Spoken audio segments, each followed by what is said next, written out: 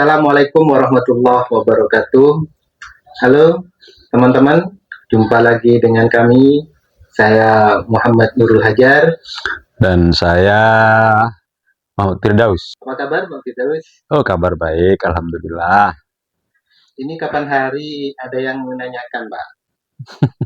Odi, panjangan dari obrolan Ya, pendidikan. ya gini kan, karena tulisannya Odi, Odi pakai K. Kalau ejaan Madura orang-orang membaca Odi, Odi itu dalam bahasa Madura kan berarti hidup. Yang dimaksud di sini ya hidup, tapi maksudnya Odik itu obrolan pendidikan, ya pendidik dan tenaga kependidikan nanti kita obrolkan semua. Itu yang menyangkut pendidikan lah. Mulai dari ya pendidikannya, ya pendidiknya, dan juga tenaga kependidikannya. Itu kita obrolkan lewat channel ini, begitu maksudnya gitu loh. Odi dengan Odik itu beda ya? Beda. Tapi Odik jadi ruhnya. Odik itu harus Odik. Baik, kita pada kesempatan ini akan mengobrol tentang apa ini Pak? Putusan MK. Oh, tentang putusan MK Mahkamah Konstitusi tentang yang berkaitan dengan pendidikan gratis ini pendidikan ya? gratis. Sebenarnya ini gimana ceritanya kok ada putusan ini, Pak? Latar belakangnya, Pak? Kalau saya baca di itu kayaknya gini, ada sebagian masyarakat yang merasa khawatir kalau pendidikan 9 tahun itu masih pungut biaya. Ada yang khawatir program pemerintah soal tentang pendidikan 9 tahun itu akan terganggu. Wajib 9 tahun Wajib 9 tahun akan terganggu. Atau ada sebagian yang tidak bisa menikmati itu karena terkendala oleh sumbangan-sumbangan itu. Jadi mereka para orang peduli pendidikan ini lalu mengajukan uji materi undang-undang tentang SIS. Bukannya pendidikan selama ini sudah ada dana bosnya, Pak? Nah, iya, sebetulnya kalau di daerah atau di mana-mana pendidikan yang tidak unggul itu sudah gratis. Sudah gratis dari dulu. di desa-desa itu sudah gratis. Yang tidak gratis itu kan yang sekolah yang katanya unggulan itu gitu loh. Artinya sekolah yang mohon maaf misalnya ada istilah bisa dijual, itu yang tidak gratis. Kalau yang lain-lainnya gratis lah, di negeri juga gratis. Apa tidak Berarti gratis? nanti ke depan ketika ini kan baru di akhir bulan Mei kemarin putusannya, Pak. Jadi nanti ke depan, jadi semuanya lembaga ini penyelenggara pendidikan harus gratis, Pak. Ya kalau di penjelasan DPR itu bisa dimulai tahun pelajaran ini gitu loh ya. Entah secara teknis mah bisa apa enggak gitu loh. Kalau komitmen dari Komisi 10 kan awal tahun pelajaran 2025-2026 keputusannya sudah bisa dilaksanakan. Ya itu lagi-lagi kepada sekolah yang sekarang memungut. Kepada sekolah yang tidak memungut sudah dekat ya sudah nggak ada dampaknya ini. Nggak ada dampaknya. Dana bos itu kan setahu saya dari pemerintah pusat. Kewenangan mengelola pendidikan itu 9 tahun. 9 tahun itu adalah di kabupaten, daerah, pemerintah daerah. Artinya nanti kalau digratiskan itu tanggung jawabnya pemerintah mana ini? Ya pemerintah daerah haruslah mengalokasikan sebagian dananya juga untuk pendidikan yang untuk program 9 tahun itu. Selama ini kan ya terutama kepada madrasah.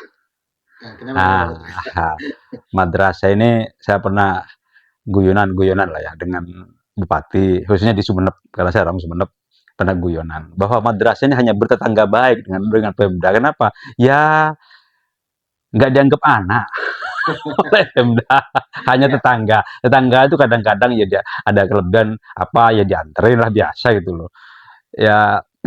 Karena apa ya, kenapa kok madrasah bisa tidak dianggap anak murni padahal ini ya ada di daerah itu, misalnya kalau di Sunda di Madura ya ada di Madura, ada di Sunda, ada di Sampang di daerahnya sendiri ya, oh gurunya juga orang situ, tempatnya di situ, kenapa kok tidak di anak kandungkan Walaupun kalau madrasah misalnya vertikal, oke bos yang pusat secara vertikal, tapi kan tetap aja orang Sumenep gitu loh.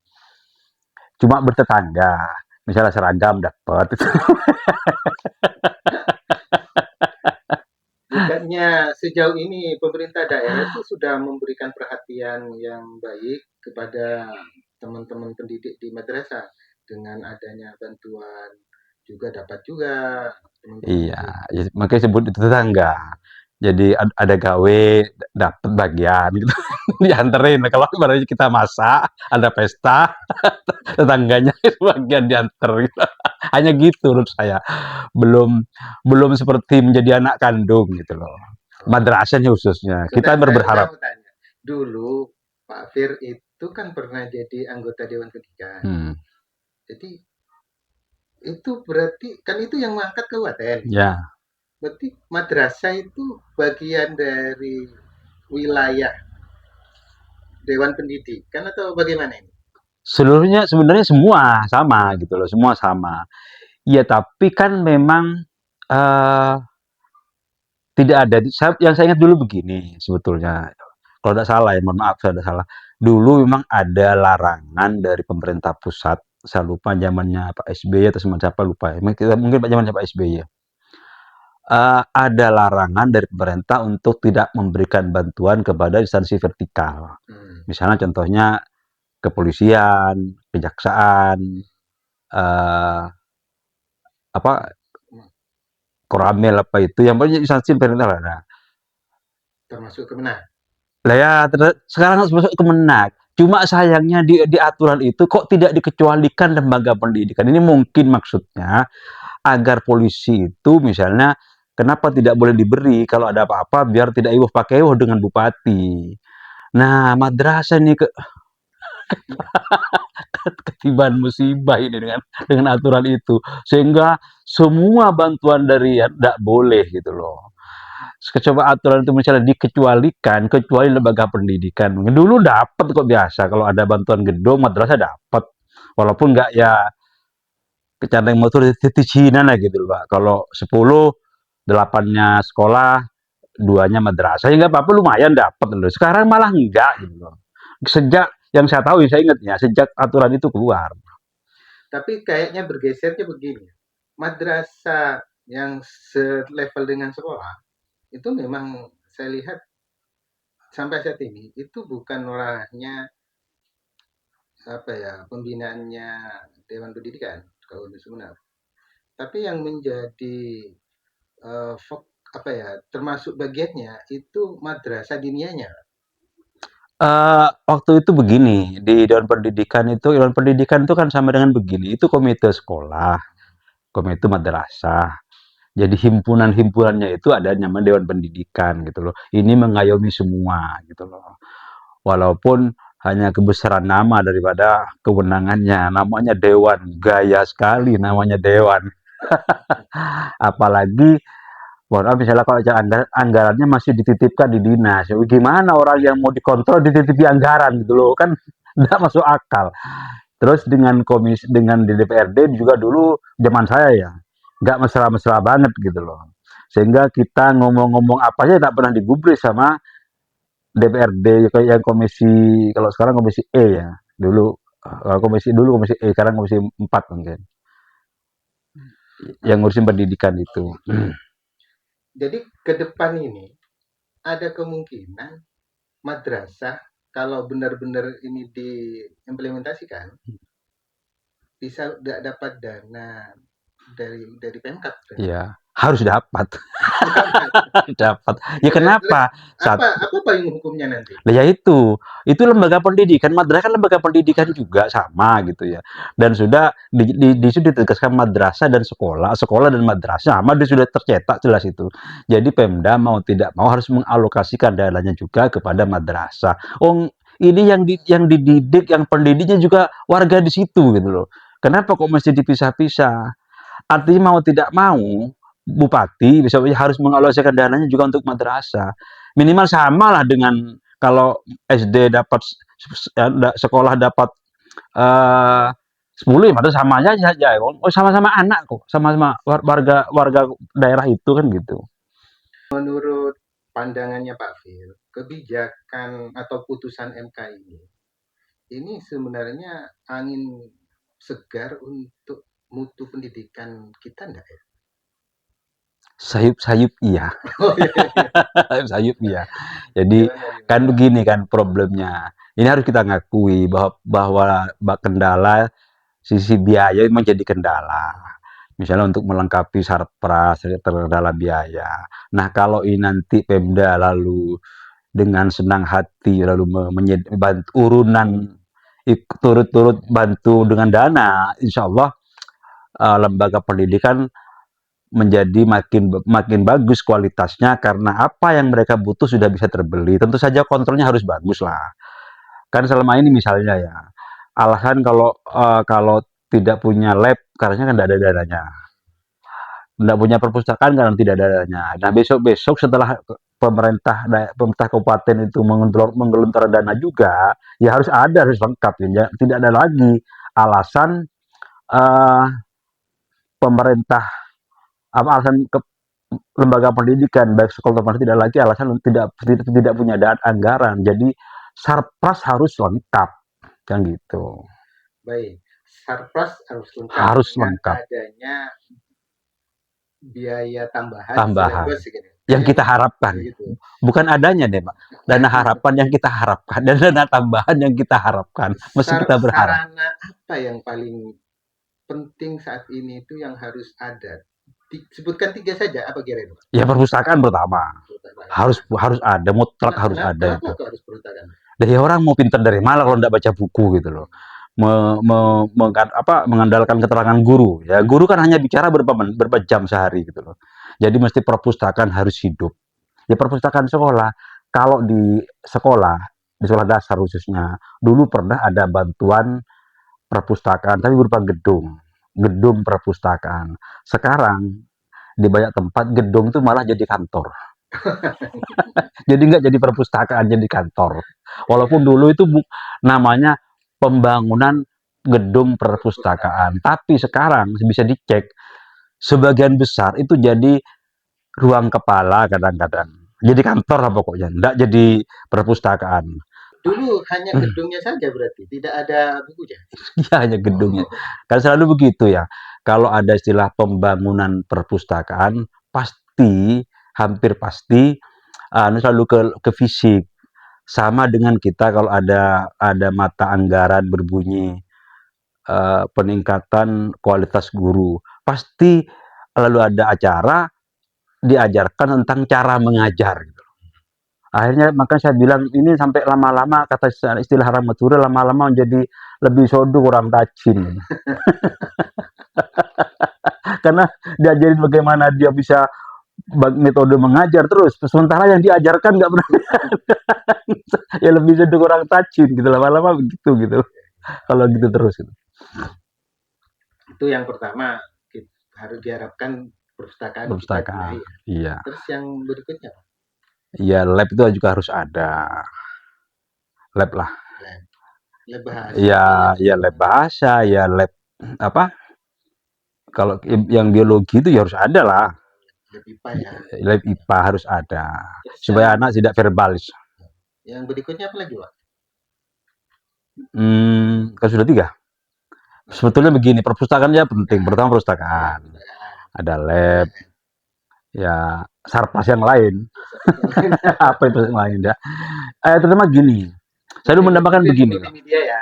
Multimedia. Soalnya begini, saya dulu berharap begini. Kalau ada ruangan ber-AC, yang ber-AC jangan ruang guru. Yang ber-AC harusnya ruang kelas. Apa? Supaya gurunya betah di kelas. Kalau ruangan ber-AC-nya di ruang guru, nanti gurunya betah di ruang guru nggak kelas-kelas gitu loh. Harusnya begitu. Jadi kalau di sekolah atau di madrasah, yang utama itu diperbaiki harusnya ruang kelas.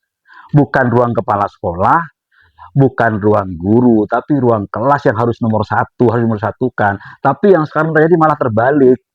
Ruangan gurunya bagus-bagus, misalnya ya ada yang bagus, ruang kepalanya terutama harus paling bagus, lalu ruang kelas ini lalu menjadi yang terakhir gitu loh.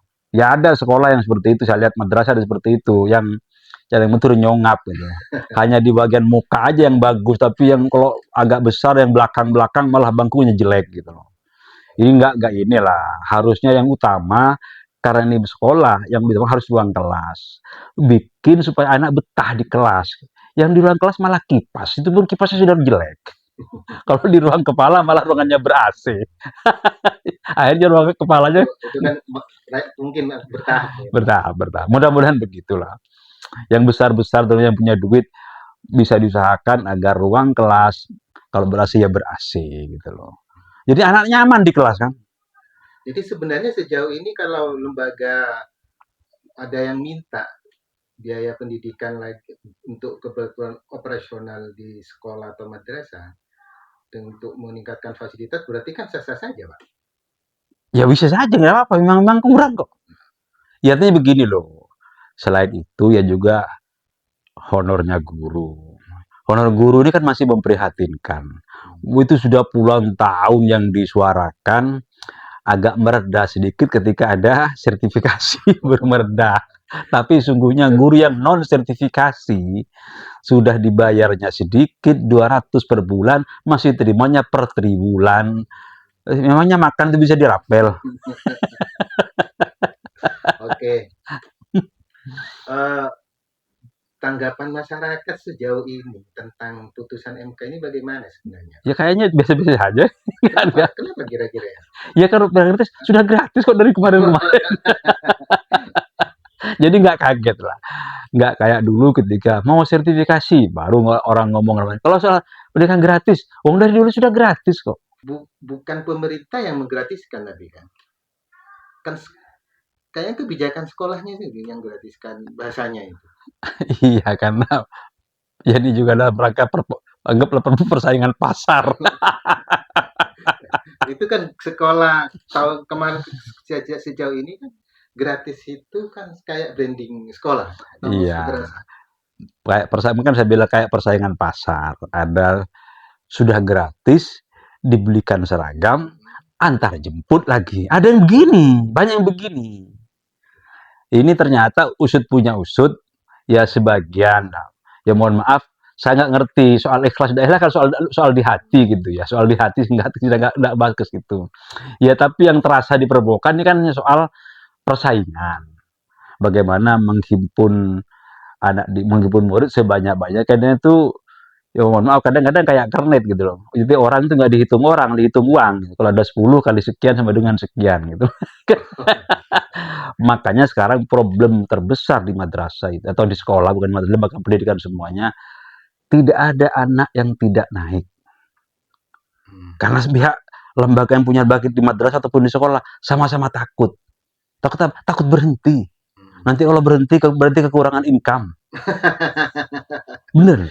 Jadi tidak ada anak yang tidak naik kelas, tidak ada anak-anak yang tidak lulus. Ini sebagian semuanya luluskan, bahkan nilai juga diobral.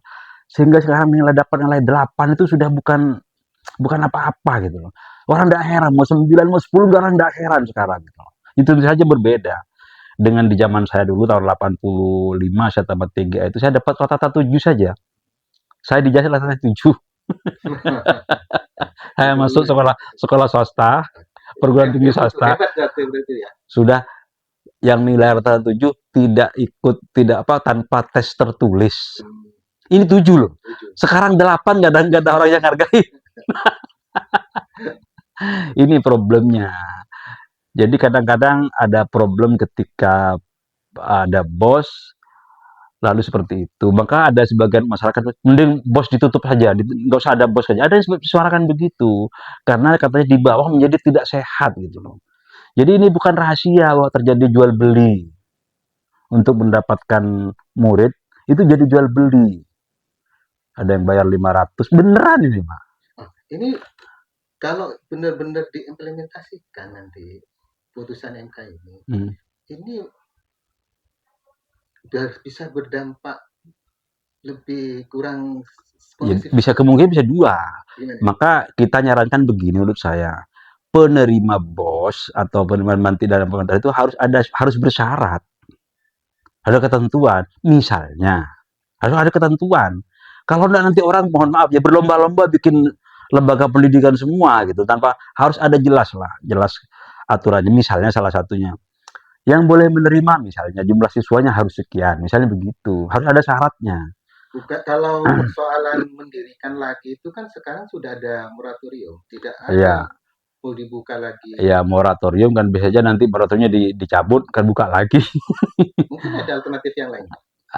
Saya hanya mengingat begitu. Jadi misal gurunya harus memenuhi syarat, bukan sekedar sarjana kalau sekarang kan. Jadi linearitas itu juga harus dipertimbangkan. Ya gedung sekolahnya. Ada madrasah atau sekolah yang saya temui, ada lembaga pendidikan ya. Yeah. Yang saya temui itu satu kelas, satu ruangan, dua kelas. Jadi bangku kanan. Jadi kalau SD atau MI itu cukup punya 3 kelas, Sudah lengkap 6. Dan itu pernah terjadi, saya temui ketika jadi mendidik, pernah terjadi di SD, di sekolah dasar. Jadi lokalnya cuma 3, tapi kelasnya 6. Jadi 1, 2, 1 ruangan. Nggak ada sekat papan, nggak ada. Pokoknya bangku kanan, kelas 1, bangku kiri, kelas 2, kanan kiri. Ada seperti itu gitu loh. Ya, tapi kan nggak masalah sebenarnya dalam proses pembelajaran. Ya mungkin karena sudah dianggap biasa jadi nggak masalah gitu. Gue kasihan. Bahkan ini inovasi kok. Inovasi ya. Satu guru ngajar 2 kelas sekaligus gitu. Karena kalau yang ada itu satu kelas itu satu guru. Bukan, satu kelas itu ada 2 jenjang. Dengan guru 1. 2. Lah ini ada. Jadi depan belakang itu ya korong-korong kan. Itu inovasi itu. Lah ini kan juga apa menjadi ironi itu. Masa kita semiskin itu gitu sampai nggak bisa bangun gedung gitu loh kan. Masa semiskin itu sih katanya kita punya program wajib belajar 9 tahun. Masa gedung aja nggak punya gitu loh. Ini yang jelas miliknya pemerintah. Kalau yang swasta ya ada juga yang seperti itu. Ada seperti itu. Jadi lembaganya 2, tapi gedungnya 1. Ya Allah Rabbi. Ada. Nah, saya melihat potensinya justru dengan kebijakan kalau nanti benar-benar diimplementasikan, malah putusan ini tidak efektif sebenarnya nanti. Bisa jadi bisa seperti itu. Kalau nggak ada syarat yang mengikat, yang ngatur, yang ketat gitu ya. Ya aturan itu kan begini. Harus ada aturannya, tapi harus ada yang menjalankan aturan, yang menjaga aturan itu gitu loh. Ya kadang-kadang kan aturan itu malah jadi, mohon maaf ya, jadi alat.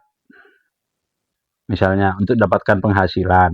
Kalau kamu dan misalnya murid, syaratnya misalnya kalau sekolah dasar atau madrasah ibtidaiyah 60, muridnya cuma 58, untuk dapat 2 kurang 2 kan. Nah, lalu ada kompromi-kompromi dengan cara tertentu. Nah, itu yang kita harus jaga. Nah, walaupun aturannya kayak apa, tapi nggak ada yang tidak ada yang mengawasi aturan ini, ya percuma saja. Tapi yang pasti bahwa dana itu memang harus diatur penggunaannya. Kalau dasarnya kan begini, sebetulnya kayak bos itu kan, Aturannya kan sudah jelas itu. ya kalau saya dengarkan dari seorang ahli hukum bilang begini, sebetulnya bos itu boleh digunakan untuk apa saja, yang penting untuk kepentingan sekolah atau madrasah. Tapi ketika ini dilepas begini, itu sembarang.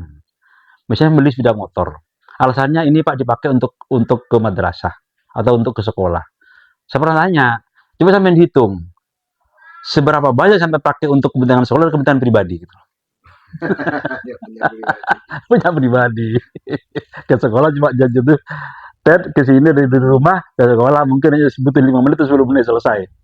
Habis itu ke kondangan, apa macam-macam pakai motor ini. Nah, ketika awal-awal itu dilepas seperti itu kejadian, sehingga lalu dibuatlah aturan. Ketika dibuat aturannya makin susah gitu. Justru aturan itu malah menyusahkan. Ya terutama bagi yang jujur-jujur itu kan malah kena imbas. Misalnya tidak boleh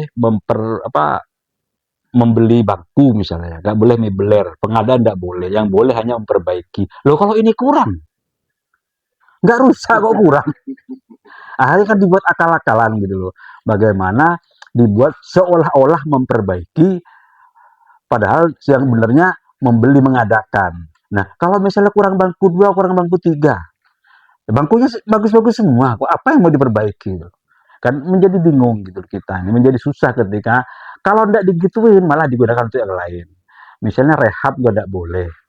Ada sekolah, ada sekolah dasar dulu yang bikin juga akal-akalan, tapi bagus. Apa saya ini begini Pak, karena pagarnya rusak.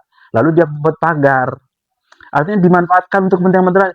Kalau kalau namanya bikin pagar tidak boleh aturan, bolehnya memperbaiki loh. Kalau emang tidak ada apa yang mau diperbaiki, akhirnya kami bikin anu Pak, dia dibuat akal-akalan supaya ada sisa uang. Sisa uang itu kami himpun sampai akhirnya jadi pagar sekolah dan bagus pagarnya. Kita pernah datang ke sana. Alhamdulillah. Artinya justru kadang aturan itu malah menyulitkan kepada pihak penyelenggara kadang begitu. Kalau tidak diberi aturan, mereka yang apa ada yang maunya sendiri gitu loh dengan mengatasnamakan lembaga pendidikan.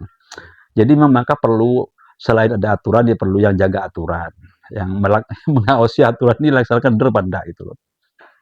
Teman-teman, kita ini sudah cukup banyak membahas tentang putusan MK. MK itu. Mudah-mudahan dampaknya baik. Mudah-mudahan dampaknya baik bisa membuat mutu pendidikan kita semakin semakin baik, semakin berkembang dan berkualitas. Walaupun terkesan katanya Pak Fir tadi ini agak terlambat. Semoga bukan menjadi, kalau benar-benar diimplementasikan, bukan menjadi pemicu lebih kompleksnya persoalan kita di bawah, tajamnya persaingan nanti mencari siswa dengan dana yang sudah ada. Dan semoga pemerintah daerah bisa urun dana bisa memberlakukan madrasah dan sekolah setara nanti. Kita cukupkan ya Pak Fir. Oke. Obrolan kita lanjutkan pada kesempatan tema berikutnya yang lain. Kita akhiri. Assalamualaikum warahmatullahi wabarakatuh. Waalaikumsalam warahmatullahi wabarakatuh.